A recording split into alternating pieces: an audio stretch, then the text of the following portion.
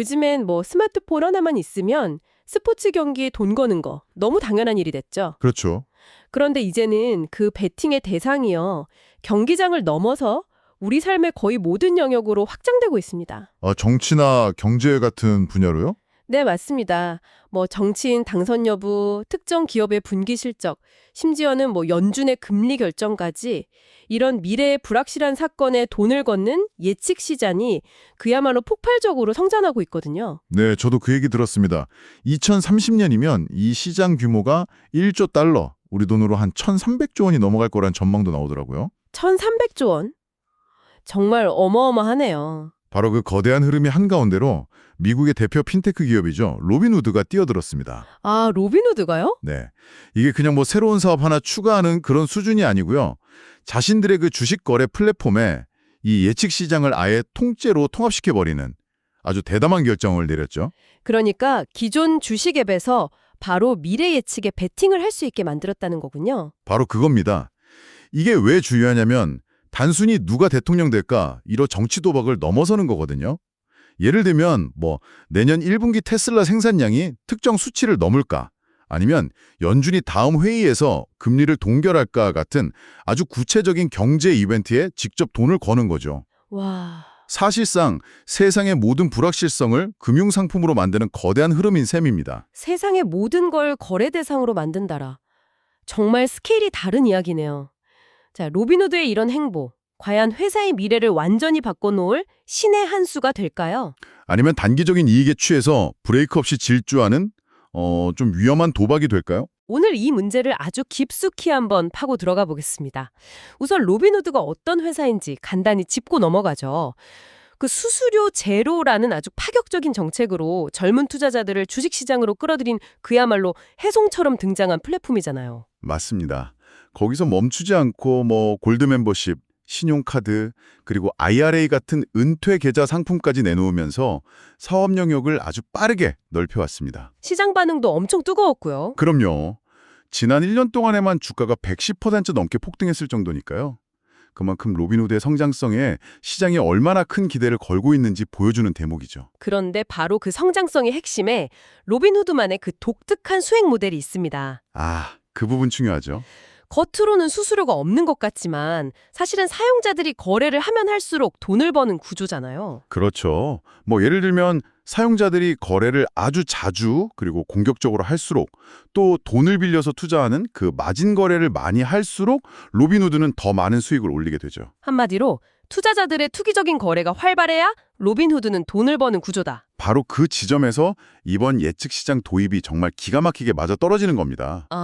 로빈후드의 핵심 고객들은 이미 플랫폼 안에서 주식, 옵션, 암호화폐 거래하면서 단기 변동성에 투자하는데 아주 익숙한 사람들이거든요. 그렇죠. 원래 그런 거래에 익숙한 사람들이니까. 네, 바로 그 사람들에게 미래 사건에 베팅하기 라는 어쩌면 가장 짜릿하고 투기적인 다음 단계의 놀이터를 그냥 열어준 셈입니다. 사용자 입장에서는 원래 쓰던 주식 앱에서 그냥 버튼 몇 번만 누르면 되니까 이게 완전히 새로운 형태의 베팅인데도 심리적인 장벽이 거의 없겠네요. 없는 거죠. 로빈후드 입장에서는 기존 고객 기반을 이용해서 가장 효율적으로 새로운 수익원을 만드는 아주 영리한 전략처럼 보이는데요. 사업적인 관점에서만 보면 정말 흠잡을 데 없는 움직임이죠.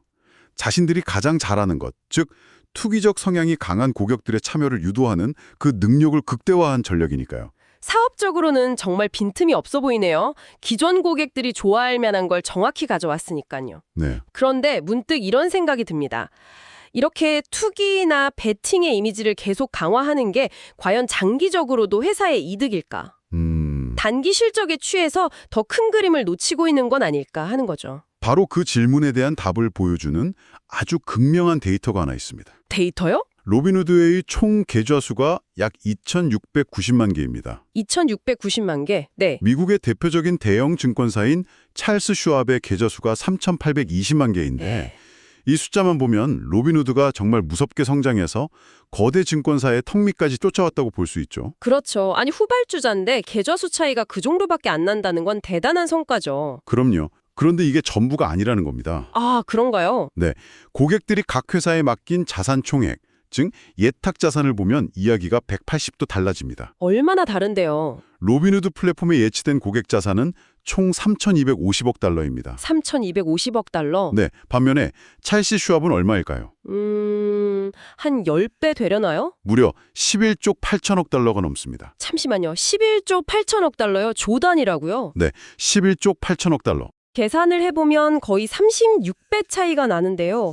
아니, 계좌 수는 그렇게 큰 차이가 안 났는데 자산 규모가 36배라는 건 이건 단순히 부자 고객이 많다는 걸 넘어서는 얘기 같은데요. 이 데이터가 아주 명확하게 보여주는 사실이 있습니다. 그게 뭡니까? 사람들은 로빈후드를 재미삼아 혹은 잃어도 괜찮은 소액을 가지고 사용하는 게임용 계좌로 생각한다는 겁니다. 아, 게임용 계좌?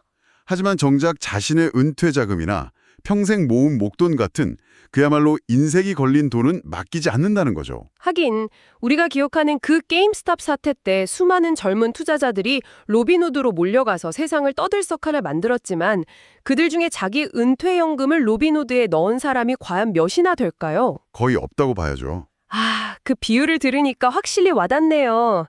재미있고 쓰기 편한 앱이라는 로빈후드의 가장 큰 장점이 역설적으로 신뢰하고 내 전 재산을 맡길 수 있는 금융기관이라는 이미지를 만드는 데는 가장 큰 걸림돌이 되고 있다. 이런 딜레마군요. 정확합니다. 그리고 이 딜레마는 앞으로 로빈후드의 미래에 훨씬 더 중요해질 겁니다. 왜죠? 지금 미국에서는 베이비붐 세대가 가졌던 막대한 부가 젊은 세대로 이전되는 이른바 거대한 부의 이전이 본격적으로 시작되고 있거든요. 그게 정말 무서운 지점이네요. 지금은 소액으로 밈 주식을 거래하던 사용자가 어느 날 갑자기 부모님으로부터 수십억 원을 상속받는 상황이 벌어지는 거잖아요. 그렇죠. 그 순간 그 사용자는 더 이상 로빈후드의 타겟 고객이 아니라 찰스 슈왑이나 모건 스탠리가 평생을 공들여온 VIP 고객이 되어버리는 건데 바로 그겁니다. 로빈후드는 그 사용자의 변심을 막을 준비가 전혀 안 되어 있다는 말씀이시군요. 바로 그게 로빈후드에게 던져진 가장 근본적인 질문이죠. 젊은 고객들이 거액의 자산가가 되었을 때도 과연 우리 플랫폼에 머물게 할 수 있는가? 그런데 이번 예측 시장 도입은 단기적으로는 사용자의 참여를 늘리고 수익을 증대시키겠지만 로빈후드는 투기적인 플랫폼이라는 인식을 더욱 강화시킬 겁니다. 장기적으로 거액 자산가들을 고객으로 유치하는 데는 오히려 독이 될 수 있는 거죠. 하지만 반대로 생각할 수도 있지 않을까요? 로빈후드는 어차피 신뢰의 상징이 되긴 글렀다고 보고 아예 가장 재밌고 자극적인 금융 놀이터라는 정체성을 확실히 하려는 걸 수도 있잖아요. 아, 굳이 찰스 슈왑을 따라할 필요 없이 자기들만의 시장에서 왕이 되려는 전략이다. 네, 바로 그거죠. 충분히 가능한 시나리오입니다. 종합자산관리라는 목표를 포기하고 고위험, 고수익을 추구하는 특정 고객층에 집중하는 전략이죠. 하지만 문제가 있습니다. 어떤 문제죠? 바로 로빈후드의 현재 주가입니다. 시장은 로빈후드를 단순히 틈새 시장의 강자로 보고 있지 않거든요. 그건 어떤 지표를 보면 알 수 있나요? 그 주가 매출 비율, PSR이라는 지표가 있습니다. 회사의 시가총액을 연간 매출액으로 나눈 값인데 로빈후드의 PSR이 무려 23배에 달합니다. 23배요? 네, 보통 고성장 기술주라고 해도 10배를 넘으면 고평가 논란이 나오는데 23배는 엄청나게 높은 수준입니다. 그게 뭘 의미하는 건가요? 이건 시장이 로빈후드가 앞으로 지금보다 훨씬 더 큰 규모의 자산을 관리하는, 즉 찰스 슈왑 같은 회사가 될 거라는 기대를 주가에 이미 반영하고 있다는 뜻입니다. 아, 만약 로빈후드가 그냥 금융 놀이터에 머문다면 지금의 이 높은 주가를 정당화할 수 없게 된다는 거군요. 그렇죠. 결국 시장의 기대치 때문에라고 찰스 슈왑과의 경쟁을 피할 수 없는 운명인 셈입니다. 그럼에도 불구하고 현재 시점에서만 보면 로빈후드는 명백한 승자입니다. 주가도 고공행진 중이고 핀테크 시장에서 가장 빠르게 성장하는 기업 중 하나로 꼽히고 있으니까요. 실적 성장세도 무섭습니다.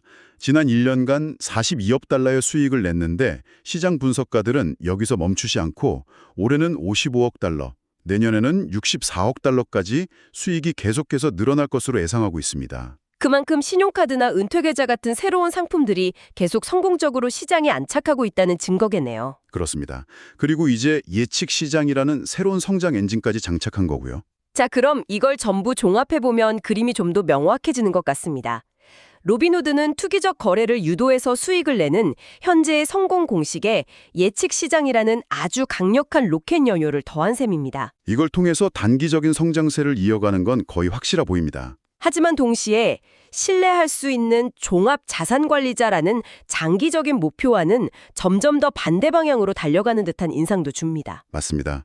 단기적인 수익과 장기적인 신뢰 사이에서 아슬아슬한 줄타기를 하고 있는 거죠. 회사의 정체성을 어디에 둘 것인지 그 근본적인 질문에 답을 해야 할 시점이 오고 있는 거네요. 네. 이 줄타기의 결과가 앞으로 11조 달러가 넘는 자산을 가진 철수 슈업과 경쟁할 수 있는 거인이 될지 아니면 한때 반짝했던 재미있는 앱으로 남을지를 결정하게 되겠죠. 오늘 이 대화를 나눠보니 로빈후드의 선택이 단순히 하나의 사업 전략이 아니라 금융의 미래와 회사의 운명을 건 거대한 실험처럼 느껴집니다. 맞습니다. 로빈후드의 사례는 단순히 한 기업의 전략을 넘어서요. 우리 시대의 투자와 투기 그리고 도박의 경계가 이 스마트폰 앱 안에서 과연 어디까지 허물어질 수 있는지에 대한 아주 중요한 질문을 던지고 있습니다. 모든 것이 베팅의 대상이 되는 세상이니까요. 그렇죠. 금융 플랫폼이 점점 더 게임처럼 변해가는 이 시대에 당신은 당신의 돈을 어디에 그리고 어떤 기준으로 맡기시겠습니까? 그 플랫폼이 당신에게 제공하는 것이 정말 투자의 기회인지 아니면 그저 베팅의 짜릿함인지 한 번쯤 깊이 생각해 볼